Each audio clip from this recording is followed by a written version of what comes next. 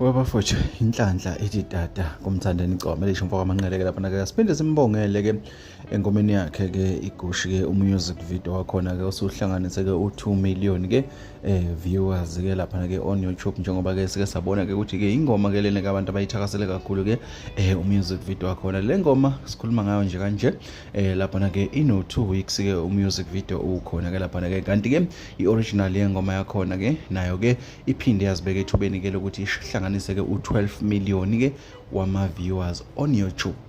Ingoma iyodwa ingoma iphinde izoba umusic video. Lento bafowethu inkulu kakhulu endimani kaMaskandi. Sikhuluma ngengoma eno 2 months only, umusic video ono 2 weeks only.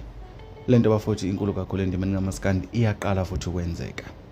Qiniso lihle iyaqala ukwenzeka ingakho sithi okuhle nomusa umthandeni mfoka amanqele kuyamlandela emculweni kaMaskandi njengoba sazi bafowethu ukuthi ke iciwe leli ke esingeke saningabaza futhi esingeke saliphikelaziwa kakhulu endimeni kaMaskandi ke lapha ke kuma top artist kaMaskandi bafowethu nakho ke esegila ke imhlolo ke eyisimanga ke ngengoma zakhe ezenza umhlanganiso oyisimanga. Sikhumbule ke mesikhuluma ngeGush sikhuluma ngengoma futhi ephinde ke yabasohlwini ke lezi ngoma ke ezingenzeka ihlukanise ke unyaka. Sibonile ke nasokhosini FM ke lapha ke ingomeni ikhishwe ke zeviki ihamba phambili ke ihamba futhi ke phambili ke lapha ke izilida unombolo 1 ilandele ke umjolisi ke nezinye.